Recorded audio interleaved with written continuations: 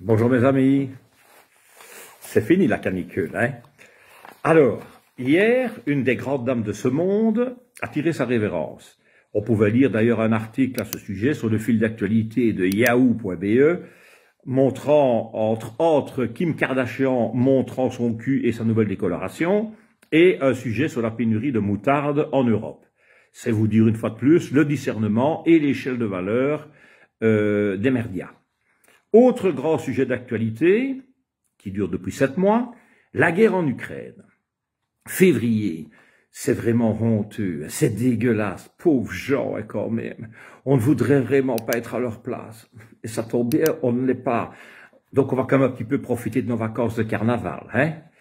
Avril, le peuple ukrainien est extraordinaire. Zelensky est un héros. Je suis l'Ukraine, je suis Zelensky. Mais on va quand même profiter de nos vacances de Pâques parce qu'il paraît que cette année, la neige est vraiment bonne. Par contre, si on pouvait éviter de nous montrer des vidéos de morts et de bombardements à l'heure des repas, ce serait sympa. Juin, Poutine est vraiment une saloperie. Il faut le détruire. On va armer les Ukrainiens. On va confisquer les biens des ressortissants russes. On va créer un embargo sur tout ce qui vient de Russie. On va le faire pleurer, le Ruskov. Tiens, le prix d'à peu près tout vient d'augmenter. Oh, ça va, on verra ça plus tard. Voilà, on part à la mer après 2 ans, ça fait quand même du bien aussi, ça. Ou Poutine menace et commence à tourner le robinet du gaz. C'est pas juste, hein, il n'a pas le droit. On est en guerre, mais c'est lui le mauvais, c'est pas nous, hein. Ah, c'est pas grave, c'est la canicule, fait pas froid, on verra ça plus tard. Septembre, les factures de régularisation arrivent. Et c'est une blague? Mais il doit y avoir une erreur. C'est pas possible, je ne serai pas payé. On va tous cramer. Et que font les politiques? Ben, ils font des réunions, des discussions et des codés flops. Au secours, help la Vivaldi. Comment va-t-on passer les 4 saisons? Les 40, petits scarabées, parce que là, vous en avez pour 10 ans. Donc, c'est vrai, la Russie devait mener une guerre de quelques jours pour asservir l'Ukraine. J'espère que vous ne vous demandez pas si elle l'a gagnée, cette guerre, parce qu'il suffit de regarder vos comptes en banque et vous aurez compris, vu que nos génies de dirigeants ont réussi à se rendre dépendants à 1000% de la Russie et de la Chine, qui entre nous va aider la Russie à broyer l'Europe.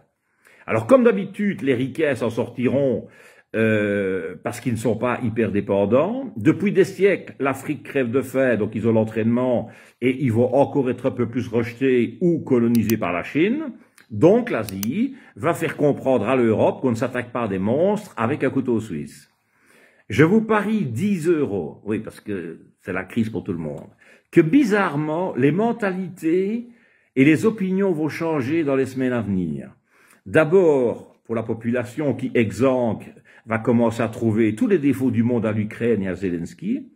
Non, c'est pas notre guerre. Non, qu'ils se débrouillent entre eux. Non, on veut plus parler de ça. Si on sonnait à Poutine, peut-être qu'à moins de trouver un arrangement ou quoi. Et tous les retournements de veste possibles et imaginables de la part de politiques qui vont se mettre à ramper. Je suis étonné qu'un historien n'ait d'ailleurs pas encore fait remarquer que tous ceux qui se sont attaqués par le passé à la Russie s'en sont mordus les doigts.